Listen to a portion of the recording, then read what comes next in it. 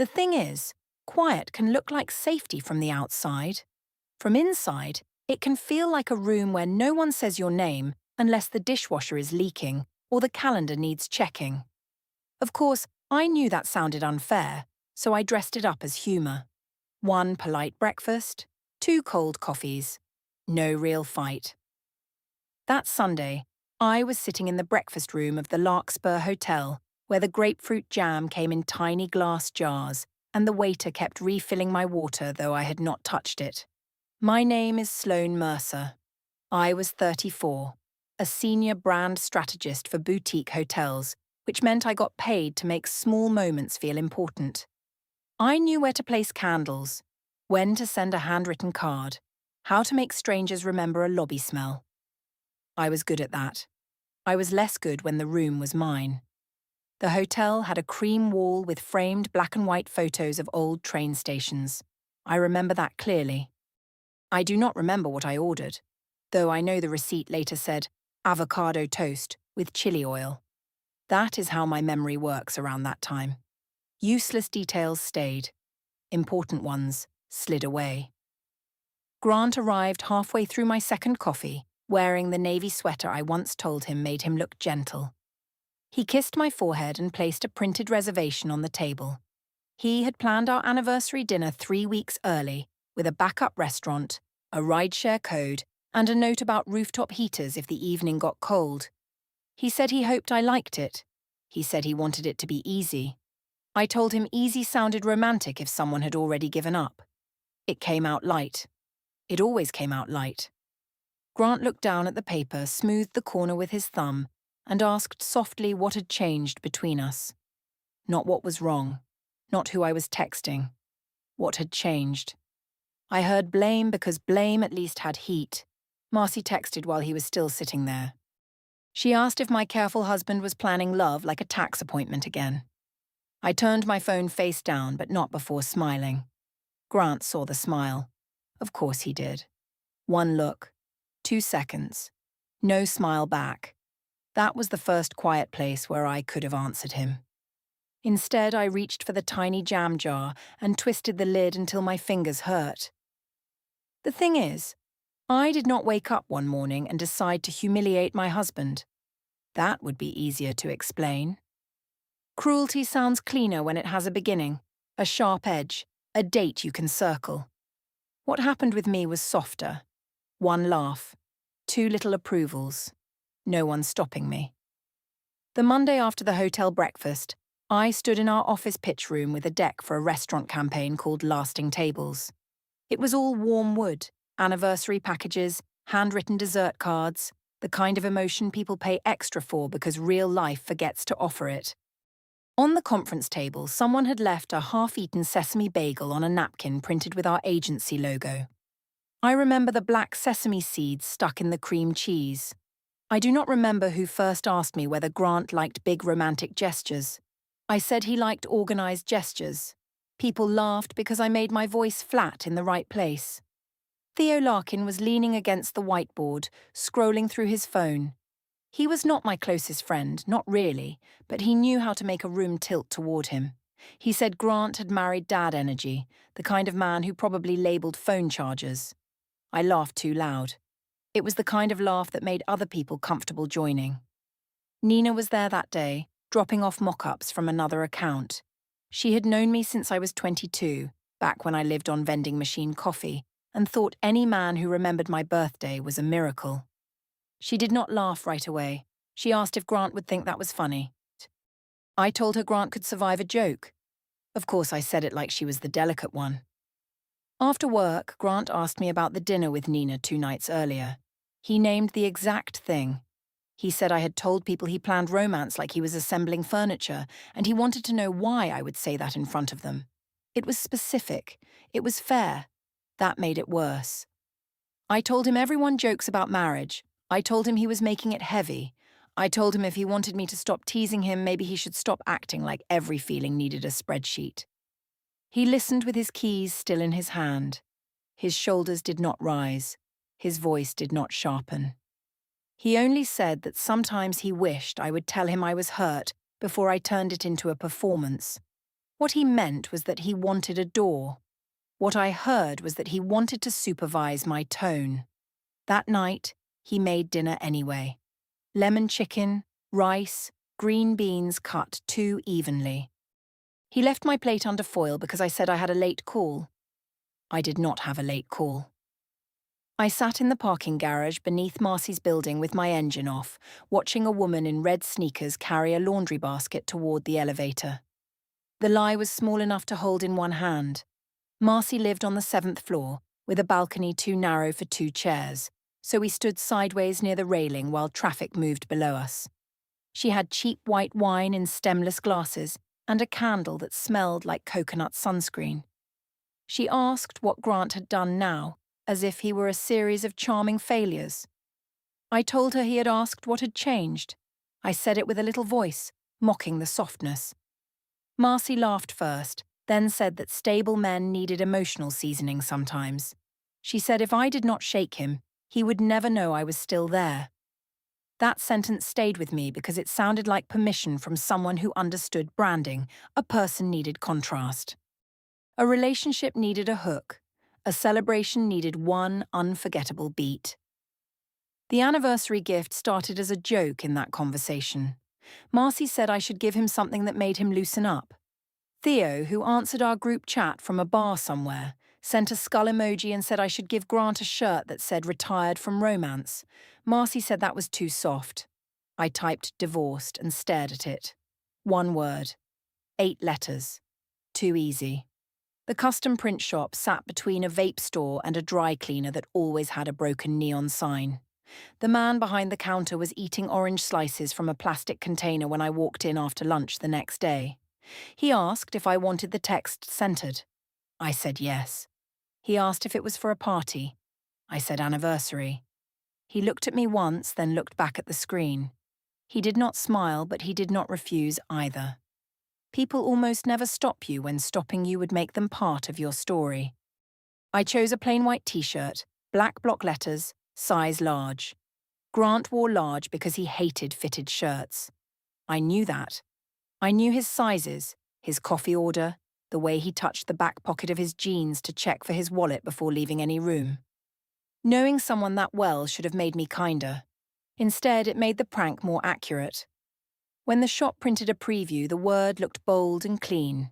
It did not look like damage. It looked like content. I took a photo and sent it to Marcy. She replied with 6 laughing messages. Theo replied that the internet deserved this. Nina did not reply until evening, and when she did, she said maybe I should make it private. I told her privacy was exactly why Grant never changed. That was another small lie. Grant had changed many times for me. He had moved his workbench from the living room because I said it made the apartment look like a basement.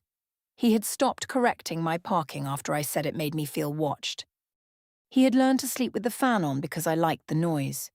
But those changes were quiet. They did not feed the part of me that wanted proof. The night before our anniversary, Grant asked if I had planned anything strange for the dinner. He smiled when he asked, but his eyes stayed careful. His laptop was open beside him, showing the final reservation details. He had even checked the rooftop heater situation because the forecast said 58 degrees. I said no. I said I only wanted us to have fun. He nodded and wrote something on a yellow sticky note. I saw my name on it, then he covered it with his hand. Later, when he went to shower, I looked. It said, "Ask Sloane what kind of fun she means." I put the note back exactly where it had been. Of course, I told myself that if he had to write down a question like that, he deserved the answer he was going to get. Theo posted a cropped preview of the wrapped box that night, just the silver ribbon and one corner of white cotton showing. He tagged me and wrote that anniversary dinner was about to be dangerous. I liked it from the sofa while Grant washed dishes 10 feet away. The dishwasher hummed. The kitchen clock said 9:43. Grant dried the same mug twice. By morning, 3 people had guessed in the comments. Marcy had added flame emojis. Nina had seen the post and said nothing. The circle had already started moving away. I called it anticipation because anticipation sounded better than warning. The thing is, a rooftop can make anything feel less cruel. Lights above you, city below you, glasses shining on tables, people dressed like their lives are cleaner than they are. Of course, I trusted that kind of room. I built rooms like that for work. One view, two cameras. No private place for hurt to sit. The anniversary dinner was at Vesper House, on the roof, under thin black heaters that clicked every few minutes. There were white roses on the dessert table and tiny spoons laid beside shallow dishes of crème brûlée. The air smelled like burnt sugar and expensive perfume. Grant had reserved the corner table because I once said corner tables made me feel chosen instead of placed. He remembered things like that. It was one of his best qualities, and one of the reasons I kept accusing him of being cold. Cold was easier to fight than careful. Marcy arrived in a green satin blouse and kissed the air beside my cheek. Theo came with a camera strap around his wrist, though he said he was only there for the drinks. Nina came late and sat beside Evelyn, Grant's sister, who wore a black cardigan and the expression of someone who had already decided to be polite. Evelyn had never liked me much after I joked at a brunch that her divorce sounded like emotional housekeeping. I had meant it as sharp sympathy. She heard the sharp part. Grant leaned toward me before dessert and said he was glad everyone came, but he hoped we could have a few minutes alone afterward. He said it gently. He touched the back of my hand with 2 fingers. What he meant was that he wanted to find us under all the people. What I heard was that he wanted to shrink the night after I had made it bright. I told him we had the whole ride home to be serious. He removed his fingers from my hand and reached for his water. The gift box sat under my chair, wrapped in silver paper. I had tied the ribbon myself at my office desk during lunch, using scissors from the supply drawer because I liked the neatness of the edges. When the waiter cleared the dessert plates, Theo lifted his phone. Marcy smiled like she was waiting for a show. Nina looked down at her napkin. Evelyn watched Grant. That should have told me something. I placed the box in front of him and said, indirectly, that I had gotten him something honest. People leaned in because the word honest does that. It invites a wound and pretends it is a toast. Grant smiled at first. A small one. The one he used when he wanted me to enjoy something before he understood it. He opened the paper carefully instead of tearing it. Even then, that irritated me. I wanted sound. I wanted mess. I wanted him to enter the scene I had written. The white cotton appeared first. Then the black letters. Divorced. The word lay across his hands. No one laughed right away. That part is important. The first sound was not laughter. It was the rooftop heater clicking above us. Then Theo made a short noise through his nose, and Marcy followed, and someone at the far end of the table asked if it was real. Grant looked at the shirt for a long time. He ran his thumb once over the letters, not like he was reading them, but like he was checking whether they would come off. I said it was obviously a prank. I said anniversaries needed jokes. I said marriage survived humor unless someone was insecure. That was when Marcy stopped laughing. Grant did not raise his voice. He did not push back his chair hard. He did not give me the kind of reaction I could use. He folded the shirt once, then once again, until the word was hidden inside white cotton.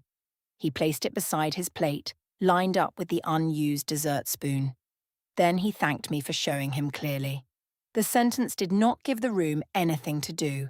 No one could laugh after it. No one could defend me without sounding strange. Theo lowered his phone, but not before the story posted. I saw my own face on his screen, bright and open, my hand still resting on the gift box lid. Of course, I told myself Grant was punishing me with calm. 1 sentence, 2 folds. No husband playing along. Evelyn stood first. She said she needed air, though we were already outside. Nina followed her after a few seconds. Marcy reached for her wine, missed the stem, and touched the base instead. I leaned toward Grant and told him he was making everyone uncomfortable. I said it quietly but not kindly. He looked at me then. Not at the people, not at Theo's phone. At me. He asked indirectly and softly whether I wanted a husband or an audience. That was the quiet debrief. No anger, no drama. Just a question placed on the table beside the folded shirt. I answered the wrong question. I told him I wanted a husband who could laugh at himself. He nodded once, as if that confirmed something he had been trying not to know. Then he stood, picked up the folded shirt, and said he was going downstairs for a minute. I misread that too. I thought he was cooling off. I thought he would come back embarrassed, maybe even apologetic for making the table tense. That was the shape I needed the scene to have, so I pressed it over the real one. In the elevator lobby before the doors opened, I saw Grant's reflection in the dark window beside the rooftop plants. His shoulders were straight. The folded shirt was under his arm like a file. Not a gift. A file. For half a second my mouth went dry. The tiny dessert spoon was still in my hand. I do not know why I had carried it. I remember the weight of it, thin and cold, pressed against my palm. I almost saw the whole thing then. The print shop, the preview photo, the way I had made him open the word in front of people who mattered. I almost saw that the joke needed witnesses because I did not trust private love to be enough. Then my phone buzzed. Theo's tagged story had started getting reactions. Laughing faces, shocked faces. One message from someone I barely knew saying Grant was a better sport than most men. I put the spoon on a plant stand and opened the story. That was how I closed the door. When I came back to the table, Marcy was quieter. Nina's chair was empty. Evelyn stood near the bar with her arms folded, speaking to Grant in a voice I could not hear. I told myself this was crowd heat, not consequence. Heat fades. People move on. Stories disappear after 24 hours. But Theo had saved the video to his camera roll. Marcy had stopped looking at me. Grant returned to the table only to collect his coat. One dinner, 2 witnesses leaving. No joke left to protect me. The thing is, home makes public cruelty look different. On a rooftop under lights, a person can call almost anything a performance. In the bedroom with socks on the floor and a half-charged toothbrush blinking red, the same thing sits there without music. Of course, I still tried to dress it up. 1 folded shirt, 2 closed doors, no applause. Grant slept in the guest room the night after the anniversary. He did not slam the door. That would have helped me. A slam gives you something to answer. He brushed his teeth, took a pillow from our bed, and asked if I needed anything from the hall closet before he closed himself away. I told him I needed him to stop acting wounded for sport. He said he was not acting. That exchange should have ended with me following him. Instead, I cleaned out the refrigerator at 11:30. I threw away mustard with a crusted lid, 2 old limes, and a jar of pickled onions Grant had bought for tacos. I lined the shelves with paper towels because doing something useful let my hands stay busy. The next morning, I found the t-shirt washed, dried, and folded on his side of the bed. It was placed exactly where his folded work shirts usually sat on Sundays. White cotton. Black letters hidden inside. The fabric looked softer after washing. The hard joke had become laundry. I stood beside the bed with my phone in my hand. The room smelled like detergent and the cedar blocks Grant kept in the closet. A small square of sunlight sat on the floor near his slippers. For once, no one was watching me. No phone was raised. No friend waited for the punchline. The shirt looked less like a joke than a thing I had made him carry home. My thumb moved over the camera button before I decided to use it. That matters. There was a pause. Not a long one, but enough. The door opened onto something I did not want to name. I saw Grant opening the box, seen by my friends, by his sister, by strangers online. I saw his hand folding the word away because I had not given him any other private place to put it. Then I took the photo anyway. I sent it to Marcy with a caption saying he had even washed the evidence, as if the joke had entered its domestic era. Marcy did not answer for 40 minutes. When she did, she sent one laughing face and said, "Men could be dramatic in silent fonts." The thing is, that should have sounded weaker than it did. At noon, Grant sat on the living room sofa with his elbows on his knees. The coffee table still had the anniversary reservation printout on it, now creased near the bottom. He had written on a yellow sticky note beside it, Ask Sloane what kind of fun she means. Seeing that note again irritated me because it made him look patient. He asked, indirectly, if I understood that the shirt was not the first time. He named the pattern, not one event. He mentioned the dinner with Nina, the office jokes, the way I told people he was stable like stability was a disease. He said every time he tried to tell me something hurt, I made him prove he was not weak before I would listen. His voice stayed even. His eyes did not. What he meant was that he was tired. What I heard was a trial where I had not approved the judge. I changed tactics because mockery had stopped working. I sat beside him, not too close, and told him I knew he had been trying. I said I missed warmth. I said I missed being wanted without having to schedule it. Those parts were true enough to stand on. Then I used them badly. I told him maybe the shirt had hurt because it named what he had been making me feel. He looked at me for a long time after that. The washing machine clicked in the hallway. Somewhere upstairs, a child ran across a floor, fast little footsteps from one room to another. Grant said he had been lonely too. I wish I could say I answered that. I did not. I asked why, if he was so lonely, he had never made the room feel alive. That was the wrong response. Not cruel in the loud way. Worse, misaligned. He had handed me something open, and I treated it like a counterpoint. He stood up and picked up the yellow sticky note. He folded it once and put it inside the same folder where he kept household receipts.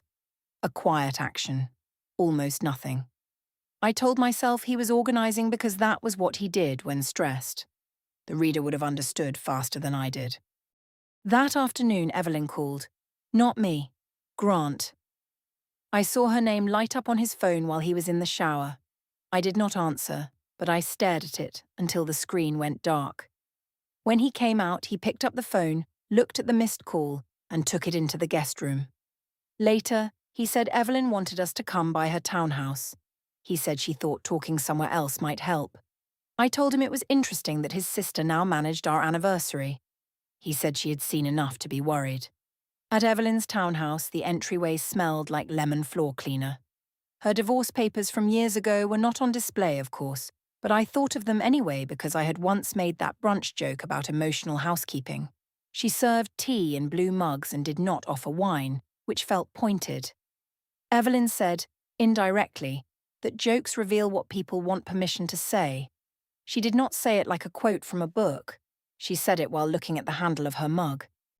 I told her she had always taken words too seriously. She answered that I had always expected other people to survive mine.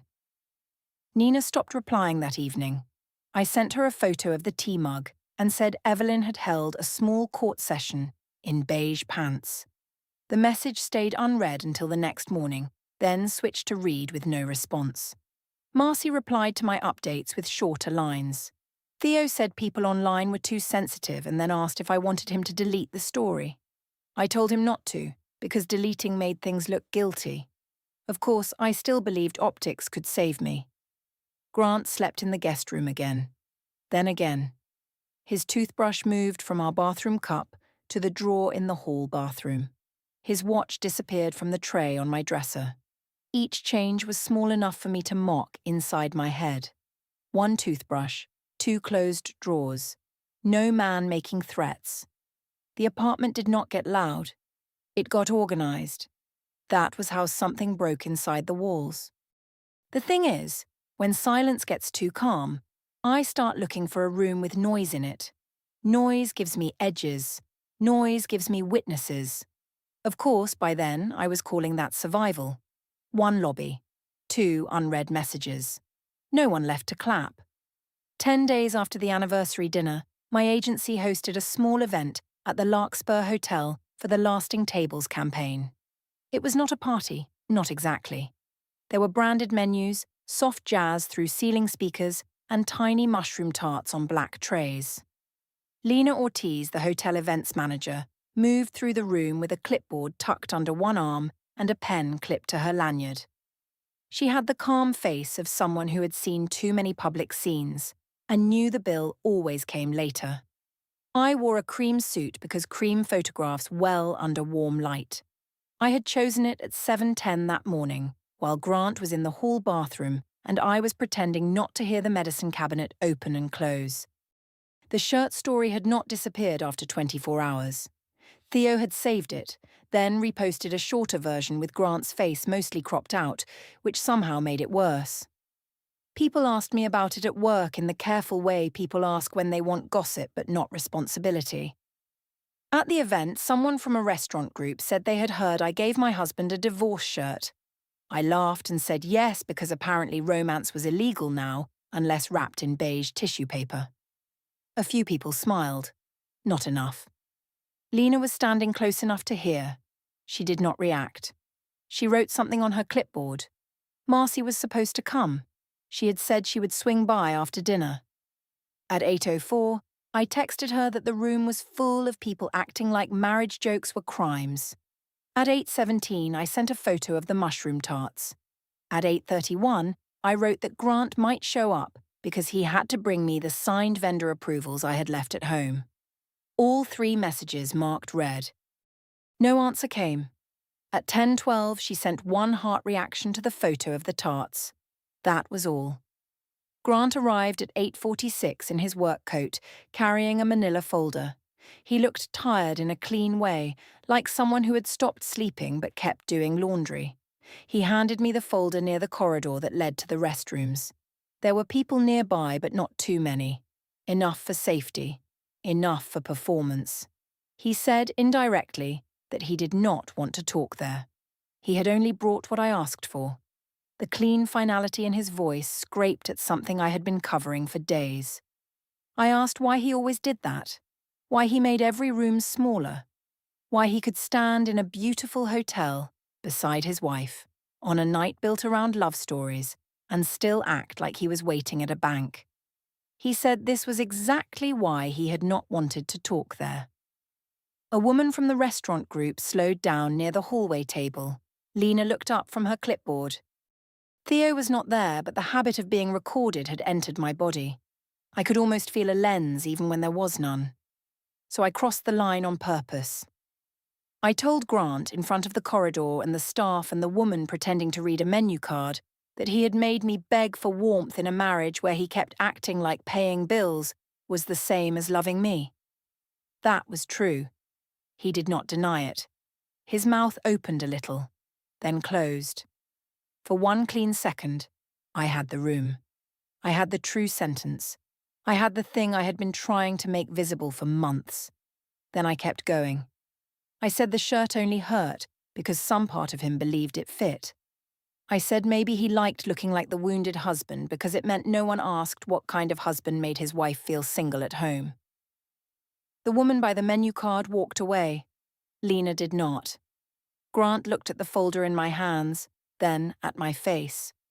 He said indirectly that if I wanted to stop performing, he would sit with me that night. No audience, no jokes, no sister, no friends. He said he was still willing to have one honest conversation if I could keep it between us. That was the final offer. Clean.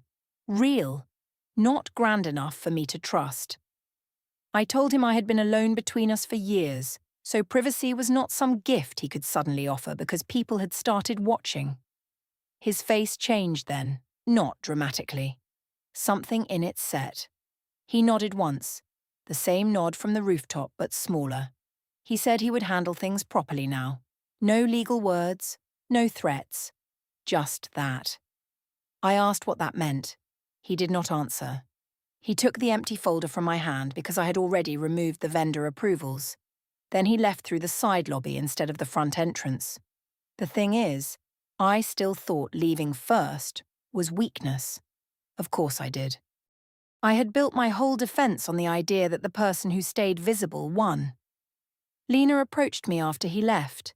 She said the hotel would need final sign-off on the campaign by Friday, and her voice was so neutral that I wanted to shake something. She did not ask if I was okay. She did not say Grant was wrong. She only looked at the corridor where he had gone, then back at me. I told her marriage was complicated. She said she knew. 2 words. No rescue. I went to the restroom and stood at the sink, pressing the soap dispenser again and again until pale foam slid over my fingers. The mirror lights made my cream suit look yellow. My phone sat beside the faucet, screen up. I called Marcy. Voicemail. I called again. Voicemail. I sent one more message asking where she was. It marked red while I was still looking at it. Nothing followed. That absence was quieter than Grant's. Theo finally replied to a message from earlier. He said the shirt thing had gotten a little messy, and maybe I should let it cool down. I asked if he still had the video. He said yes, but only because people kept asking what happened. Even then, he was already moving his hands away from the flame. When I returned to the event, people were grouped differently. Nina was not there, but I imagined where she would have stood, near the end of the bar, giving me the face she made when I turned a wound into a joke. Marcy's place near the entrance stayed empty. Lena spoke with my creative director near the photo wall. I tried to finish the night. I shook hands. I smiled. I discussed guest memory pathways and anniversary dining packages while my husband drove somewhere without telling me where. 1 campaign card, 2 empty spaces. No one waiting with me. At home, the guest room door was open. Grant's overnight bag was gone from the closet. His side of the bathroom drawer was empty except for 1 unopened pack of floss he had bought in bulk. On the bed, the washed white t-shirt was not there anymore. I told myself he had taken it because he wanted to keep punishing me. That was easier than understanding he had started keeping records of what I kept giving him.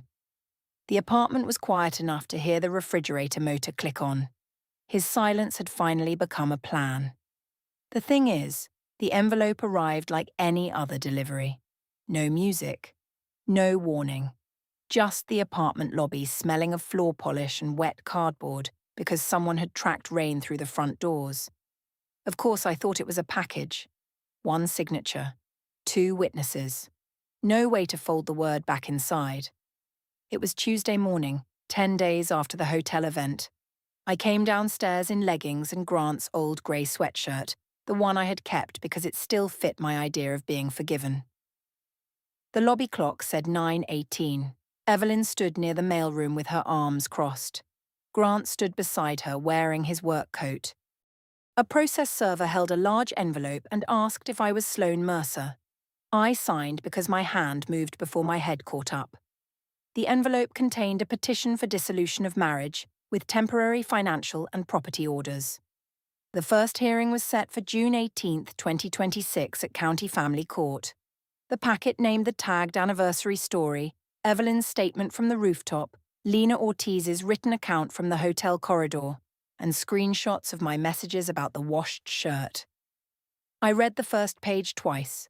Then I pressed the papers against my chest because there was nowhere else to put them. Evelyn looked at Grant, not me. Grant did not look angry. He looked finished. Lena's statement had 1 sentence marked in the packet. She said the context was exactly what made the joke cruel. Neutral. Plain.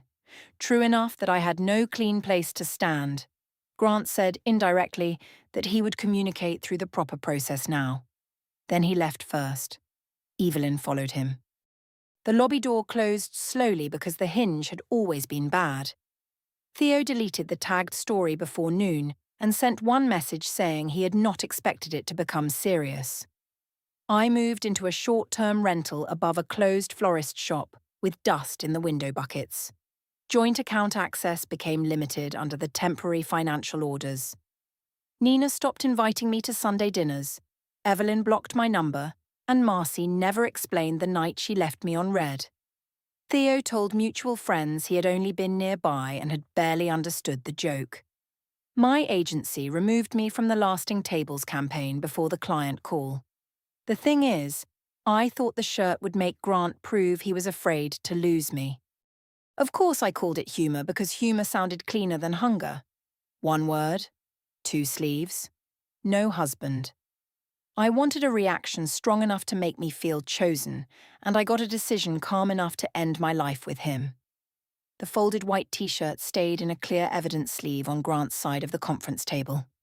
I made him wear the ending before I understood he could accept the fit.